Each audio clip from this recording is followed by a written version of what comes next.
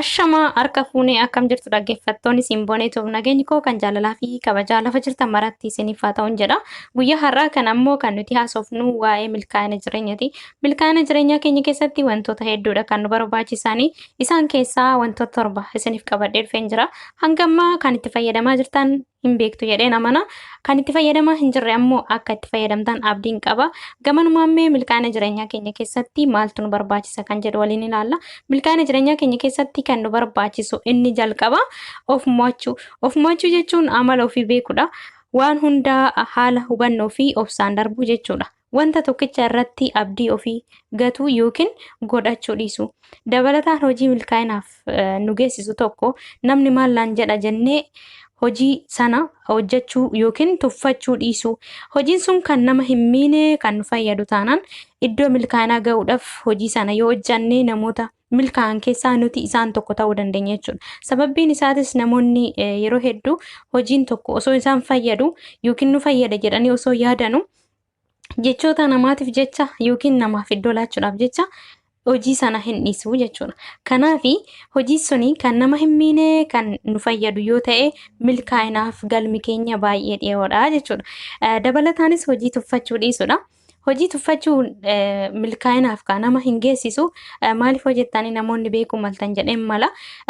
Ati nama milkaa'ina qabu yoo taate yeroodhuma kamuu hojii xiqqaarraa kan kaate hojii guddaarra ga'uu dandeessu jechuudha. Kanaaf hojii tuffachuu dhiisu. Akkasumas haala mijataa barbaaduu dhiisudha. Milkaa'ina keessatti yookiin jireenya kee haala hawwataa yookiin haala milkaa'ina qabu jiraachuu yoo feete haala mijataa barbaaduu dhiisudha. Yeroodhuma kamuu taanaan jireenya kee mijeessuudhaaf haalli mijataan hin argamu. Garuu haala hin mijanne san keessa dabartee nama haala mijataa keessa jiraatu ta'uu ni dandeessa.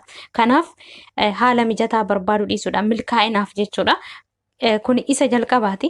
Inni lammaffaan wanti nu barbaachisan hedduu ta'us garuu kan nu fayyadan muraasa isaati. Wantoota nu barbaachisan hundaayyuu argachuu qabna jechuu osoo hin taane wantoota nu fayyadan irratti xiyyeeffachuudha. Akkasumas wanta barbaaddu yookiin maal akka barbaadduu fi hawwitu adda baastee beekuudha. Dabalataan dinqisiifannoo namootaa hordofuu dhiisudha. Dinqisiifannoon nama akkuma miira gaarii qabu miira badaallee ni qaba. Ati hojii kee irratti xiyyeeffadhu malee dinqisiifannoo namootaa faana yookiin namoota harka walitti siif dhaa'u yoo dhaabbattee dhaggeeffatte galmi milkaa'ina keetii baay'ee dhiphaadha jechuudha. Sababni isaatis namoonni yeroo waan gaarii hojjattee akkuma si dinqisiifatan dogongora tokko ammoo gaafa sirratti argan gadi si buusan jechuudha. Kanaaf ati miirri kan kee namoota faana yoo ta'e yeroodhuma kamuu yoo isaan gadi si cabsanis isaanuma faana nama cabu taata jechuudha. Kanaaf dinqisiifannoon namoota akkuma miira gaarii nutti horuu danda'u miira keenyallee cabsuu danda'a. Ati garuu nama karoora qabu akkasumas nama milkaa'inaaf tattaaffii qabu taanaan dinqisiifannoo namootaa yookiin namoota harka walitti siif dha'an dhaabbattee dhaggeeffachuu dhiisudha. Hojiin kan kee yeroodhuma kamuu taanaan of dinqisiifachuu, of jaalachuu fi iddoo olaanaa ofiif qabaachuu namoota akkuma kabajutti akkuma jirutti ta'e garuu karoorri kan kee yeroodhuma kamuu akkasi jalaa hin maqne of dhaggeeffachaa deemudha. Namoonni na dinqisiifatan namni kun na dinqisiifatan jettee isaan faana kan buutu yoo ta'e karoorri kan kee yeroodhaan booda milkaa'ina sanii si geessisuu dhiisuu danda'a waan ta'eef. Milkaa'ina keenya keessatti yeroo tokko dogongorri hin uumama. Dogongora uumnu sana keessatti akkuma natu dogongore jennee yookiin badii keenya yeroo tokko fudhachuu dhiisuu dandeenya. Yoo itti milkoofne garuu anatu laffa'ee fide yookiin xaarii kiyyaan dhufee yeroo itti jennee of dinqisiifannus ni jira. Haa ta'uti garuu dinqisiifannoo namootaa caalaa yoo ofii keenya of dinqisiifanne gaariidha. Iddoo itti balleessines immoo badiin kan kootii jennee gaafa fudhanne iddoo milkaa'inaatiif nu ga'uu dandeessaa jechuudha. Dabalataan kufaatuma tokkoon rifaatii dhiisudha. Namoonni yeroo tokko wanta kanarratti nan milkaa'a jedhanii abdii isaanii guutuu achumarratti gatanii sana booda yeroo kufaatiif saaxilaman sana achumatti hafu jechuudha. Kana jechuun al tokko waan tokkorratti of gatuudha. Inni sun immoo sirrii miti. Waan hunda yaalii gochuu, waan hunda daffaruu akkasumas ammoo kana nan danda'a jettee abdii ofitti horuu. Namoota osoo hin taane ati nama cimaa ta'uu yookiin nama cimtuu ta'uu kee ofitti amanamummaa qabaachuu jechuudha. Inni sadaffaan nama biraan of madaaluu dhiisudha. Namni kamuu akkuma fuula keenyaa fi fedhii fi amalli keenya baay'ee garaagarummaa qaba. Sababni namoonni hedduun milkaa'ina keessatti kufaatiif saaxilamaniif inni jalqaba mataa ofii ormaan wal dorgomsisuu yookiin madaalchisuudha. Ilaalcha kee waan hin qabne irratti osoo hin taane waan qabdu irratti ta'uu qaba. Ani osoon kana qabaadhee ani osoon akka abaluu ta'ee jettee teessee of dararuu osoo hin taane ani eenyuuniyyuu olii ani nama milkaa'inaaf tattaaffatudha jettee keessa kee amansiisu. Waan hunda qabaachuun dirqama miti. Yoo sirriitti hubatte ta'ee wanta amma qabdu kana wanta amma hojjechaa jirtu yookiin karoorsaa jirtu kanarratti yoo xiyyeeffatte ni milkoofta. Sababni isaas sadarkaa irra jirtu kana lakkoofsaan waan xiqqaa hin taaneef jechuudha. Egaa waan hunda qabaachuun dirqama miti. Isa qabdu qusatte akkasumas ammoo nama milkaa'inaaf tattaaffatu guyyaa kara guyyaatti abjuu kan kee of hubachaa deemudha. Namoonni yeroo tokko tokko milkaa'ina keessatti akka abaluu kana osoo hojjedhee wanta abaluun hojjetee milkaa'e kana osoo hojjedhee milkaa'e jedhanii hawwiin isaanii hedduudha. Haa ta'uti garuu iddoo sanatti hawwii malee hojiidhaan tattaaffii warroota hin goonetu wanta kana hawwa jechuudha. Kanaaf hawwiidhaan duraa keessa ofii amansiisuu fi akkasumas ammoo namni suni wanta sana hojjete milkaa'e jechuun anis nan milkaa'a jettee yaaduu dhiisudha. Maaliif jennaan milkaa'ina jechuun salphaa miti. Namni suni hojii sana milkaa'u malee garuu hojiin sun iccitii hedduu of keessaa qaba. Isa sana beekuudhaaf ammoo umurii kee guutuu itti fixuu dandeessa jechuudha. Kanaaf akka abaluu kanatti milkaa'uun qabaa osoo hin taane ani of milkeessuu nan danda'a. Ani nama milkaa'ina qabu jettee abjuu kee kara guyyaatti of dhaggeeffachaa deemuu jechuudha. Inni arfaffaan hunda gammachiisuuf yaaluu dhiisudha. Wanta tokko yoo gootu nama gammachiisuuf osoo hin taane wanta sirrii ofiif itti amante ta'uu qaba. Namaaf osoo hin taane duraan dursaa ofii keetiif jiraadhu. Namoonni hedduun milkaa'ina keessa osuma jiranuu milkaa'ina sanaaf jecha yookiin hojii milkaa'inaaf isaan geessu sanaaf jecha nama gammachiisuudhaaf yeroo fiigan hin argina. Yeroo tokko tokko dabarree jechuudha. Kanaaf wanti akkasii sun garuu milkaa'ina sana keessatti gufaatiif nama saaxiluu danda'a jechuudha. Kanaaf duraan dursaa gaafa ofii keetii itti amantee fi itti gammadde wanta hojjechaa jirtu kanarratti nama gammadaa yookiin gammadduu ta'uu kee duraan dursa mirkaneessuudha. Nama gammachiisuuf yaaluu irraa ofii keetiif yoo gammadaa yookiin gammadduu taate milkaa'ina sana keessatti baay'ee bohaartii guddaa argatta jechuudha. Akkasumas ammoo of dhiphisuu dhiisudha. Milkaa'ina keessatti akkuma milkaa'inni jiru gufaatinis hedduu baay'achaa deema waan ta'eef kanaaf iddoo sanatti hirriba of dhowwuu wanta sanarratti dhiphachuu dhiisudha. Sammuu kee gaafa bohaartii akkasumas sammuu keetiif gammachuu laatte ati nama waan hunda xiinxaluu danda'uu fi hojii san keessa teessee waan hojii adda maddisiisuu dandeessa waan ta'eef duraan dursa namoota gammachiisuuf osoo hin taane of gammachiisuuf yaalu. Inni shanaffaan wanta keessi keetii fi sammuun kan kee itti hin amanne yookiin itti hin gammanne tokko dirqama fudhachiisuu yaaluu dhiisudha. Gammachuun sobaa fi dhugaa jidduu garaagarummaa guddaatu jira. Gammachuun sobaa kan yeroo muraasaaf ooluu fi wantoota qaamaan ala raawwatu waan ta'eef muudannoo yeroof ta'u qofa ta'ee hafa jechuudha. Gammachuun dhugaa garuu yaada, ilaalchaa fi kaayyoon keenya wal ta'uun fedhii uumamuudha. Waan ta'eef gaddaa fi rakkoo osoo hin dhoksin waan keessatti bohaartii argannu jechuudha. Gammachuu sobaa jechuun fakkeenya hojii tokko osoo hin barbaadin of dirqisiistee hojjechuu jechuudha. Yeroo tokko wanti hin haalamne karoora keenyaaf jecha hojii hin barbaanne hojjechuu dandeenya. Haa ta'uti garuu galma milkaa'inaa keenya kan nu geessisuu danda'u isa muraasa jechuun ni danda'ama. Maaliif jennaan yeroodhuma kamuu iddoo milkaa'inaa kan nu geessisu wanta itti amannee fi keessi keenya gammachuu itti argateedha jechuudha.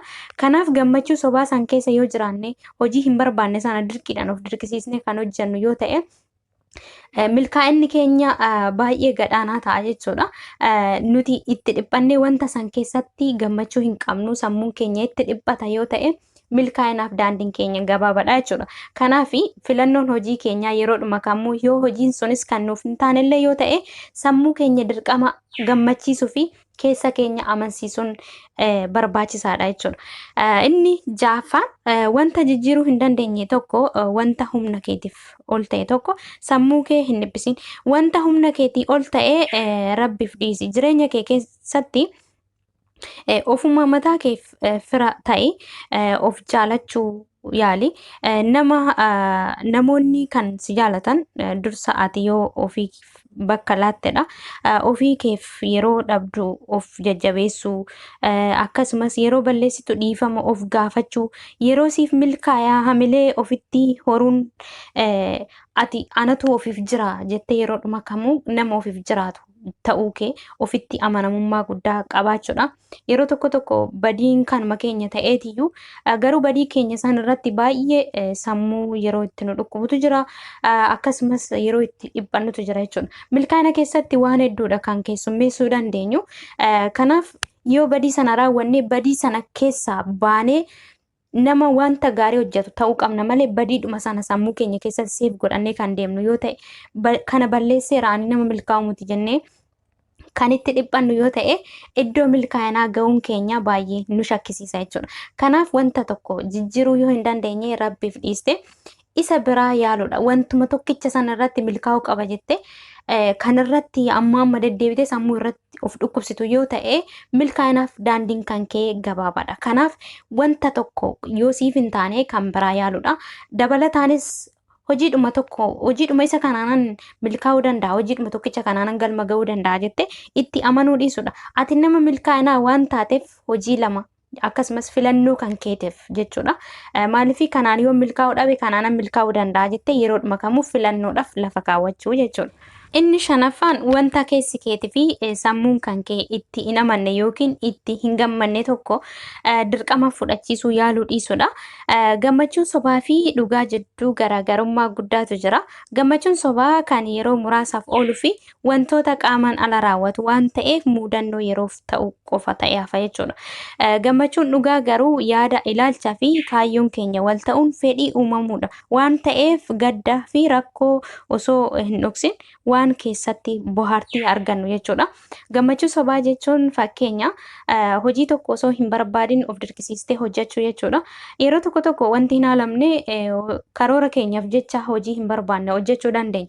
Haa ta'uti garuu galma milkaa'inaa keenya kan nu geessisuu danda'u isa muraasa jechuun ni danda'ama. Maaliif jennaan yeroodhuma kamuu iddoo milkaa'inaa kan nu geessisu wanta itti amannee fi keessi keenya gammachuu itti argateedha jechuudha. Kanaaf gammachuu sobaa san keessa yoo jiraanne hojii hin barbaanne sana dirqiidhaan of dirqisiisnee kan hojjennu yoo ta'e milkaa'inni keenya baay'ee gadhaanaa ta'a jechuudha. Nuti itti dhiphannee wanta san keessatti gammachuu hin qabnu sammuun keenya itti dhiphata yoo ta'e milkaa'inaaf daandiin keenya gabaabaadha jechuudha. Kanaaf filannoon hojii keenyaa yeroodhuma kamuu yoo hojiin sunis kan nuuf hin taanellee yoo ta'e sammuu keenya dirqama gammachiisuu fi keessa keenya amansiisuun barbaachisaadha jechuudha. Inni ja'affaan wanta jijjiiruu hin dandeenye tokko wanta humna keetiif ol ta'e tokko sammuu kee hin dhiphisin. Wanta humna keetii ol ta'e rabbiif dhiisi. Jireenya kee keessatti ofuma mataa keef fira ta'i of jaalachuu yaali. Namoonni kan si jaalatan dursa ati yoo ofii bakka laattedha. Ofii keef yeroo dhabdu of jajjabeessuu akkasumas yeroo balleessitu dhiifama of gaafachuu yeroo siif milkaayaa hamilee ofitti horuun ati anatu ofiif jira jettee yeroodhuma kamuu nama ofiif jiraatu ta'uu kee ofitti amanamummaa guddaa qabaachuudha. Yeroo tokko badiin kanuma keenya ta'eetiyyuu garuu badii keenya san irratti baay'ee sammuu yeroo itti nu dhukkubutu jira. Akkasumas yeroo itti dhiphannutu jira jechuudha. Milkaa'ina keessatti waan hedduudha kan keessummeessuu dandeenyu. Kanaaf yoo badii sana raawwanne badii sana keessaa baanee nama wanta gaarii hojjetu ta'uu qabna malee badiidhuma sana sammuu keenya keessatti seef godhannee kan deemnu yoo ta'e kana balleesseera ani nama milkaa'u miti jennee kan itti dhiphannu yoo ta'e iddoo milkaa'inaa ga'uun keenya baay'ee nu shakkisiisa jechuudha. Kanaaf wanta tokko jijjiiruu yoo hin dandeenye rabbiif dhiiste isa biraa yaaluudha. Wantuma tokkicha sana irratti milkaa'uu qaba jette kanarratti amma deddeebite sammuu irratti of dhukkubsitu yoo ta'e milkaa'inaaf daandiin kan kee gabaabaadha. Kanaaf wanta tokko yoo siif hin taane kan biraa yaaluudha. Dabalataanis hojiidhuma isa kanaanan milkaa'uu danda'a, hojiidhuma tokkicha kanaanan galma ga'uu danda'a jette itti amanuu dhiisudha. Ati nama milkaa'inaa waan taateef hojii lama akkasumas filannoo kan keeteef jechuudha. Maaliifii kanaan yoo milkaa'uu dhabe kanaanan milkaa'uu danda'a jette yeroodhuma kamuu filannoodhaaf lafa kaawwachuu jechuudha. Inni torbaffaa fi inni xumuraa iddoo oolmaa keetii filadhu. Sababni isaas namoonni ati waliin ooltu fakkeenyaaf kan sii gadi yoo ta'an isa kaleessa jirturraa gadi buuta. Namoota siin wal qixan yoo ta'anis waan siin wal qixaniifu homaa irraa qooddachuu yookiin fakkeenya siif ta'uu hin danda'an. Kanaaf filannoon kee yeroo kamuu namoota mul'atan si caalan ta'uu qaba. Abjuu kee yookiin jireenya kee keessatti ati nama milkaa'aa kan ta'uu dandeessu namoota mul'atan si caalan yoo hordofteedha. Dabalataanis namoota hundaan marii dhiisu. Sababni isaa namni ati ittiin mari'attu yaada garaagaraa siif qoodu waan ta'eef yaadni isaan hundaatu yaada kee akka hin sassaabbanne si gochuu danda'a. Yaada yookiin marii yoo barbaadde nama hedduu itti dhiyaattu fi bilchina qabuun mari'adhu. Marii sana yaada kee keessatti waliin wal madaalchisuuf yaalu. Yaadni nama hundaatu tokko miti. Yaadni suni ammoo yeroo tokko tokko yaadni namoota yoo nutti heddummate sammuu keenyas ni jeeqa. Karoora keenya sanallee nu harkaa balleessa jechuudha. Yeroodhuma kamuu taanaan namoonni nuti hordofuu qabnu namoota mul'ataan nu caalanii fi abjuudhaan nu caalan jechuudha. Hojii isaan itti hojjetanii milkaa'an yookiin abjuu isaanii milkeessan sana beekuus baannu garuu mul'ata isaanii sana yoo hordofne nuti salphumatti nama milkaa'aa ta'uu ni dandeenya. Kana kan gochuu dandeenyu garuu nama hundatti mari'achuu akkasumas ammoo hojii nama hundaatu hawwuu osoo hin taane mul'ata keenya yookiin fakkeenya keenya nuuf ta'u jennee namoota yaadnu qofa ta'uu qaba. Dabalataan marii akkuma jalqaba kaase marii nama hundaan kan baay'isnoo ta'e marii namoota garagaraatu kan nuuf dhufu wantoota garagaraati jechuudha. Isaanirraa wanti nuuf dhufu sun ammoo keessa keenya amansiisuu dhiisuu mala yoo wanti hunduu yoo baay'ate baay'ee nama jeeqa jechuudha. Kanaaf namoota tokkoon mari'achuun gaariidha akka mariititti jechuudha. Kan namoota baay'ee itti dhiyaatan ittiin mari'attanii hojiin kun akkami jettanii yoo kan isiniif qooda yoo ta'e isaan fakkeenya godhachuu ni dandeessan jechuudha. Yeroodhuma kamuu namoonni mul'atan nama caalan namoota isaanii gadiitiif baay'ee fakkeenya ta'uu ni danda'an jechuudha. Kanaaf namoonni yeroodhuma kamuu callisanii miti ooluma ka'anii miti kan iddoo milkaa'inaa yookiin abjuu isaanii milkeessuu danda'an bu'aa bahii hedduu keessa darbaniiti. Bu'aa bahii hedduu sana keessa kan darbuu dandeessu durmaan dursa ati fakkeenya isaan godhachuudhaan mul'ata kan kee abjuu kan kee nama tokkicha irratti osoo hin taane namoota hundaarriyyuu akka mul'ataatitti kan ilaaltu haa ta'u malee garuu hojiin namoota sana garagara yoo ta'e ammoo yaada kan kee akka isa saabbanne si taasisuu danda'a. Kanaaf ati yeroodhuma kamuu taanaan namni kun mul'ata qaba. Namni kun nama anaaf fakkeenya ta'uu danda'udha jettee keessa kee amansiisuu jechuudha. Dhaggeeffattoota Simbooniitu qophiin kiyya kanarraa kana fakkaata. Akka warraa barattan shakkii hin qabu. Yaada keessan koomentii jalatti naaf qooda. Namoonni yeroo jalqabaatiif gara Simbooniitu dhuftan baga nagaan dhuftan anaa dhufu jedheera. Subscribe gochuudhaan maatii kan koo ta'uu ni dandeessu. Like share gochuu hin dagatinaa. Waan na faana turtaniif hedduu gammadeera. Viidiyoo kan biraatiin hanga walitti deebinutti galatoomaa horaa bulaa.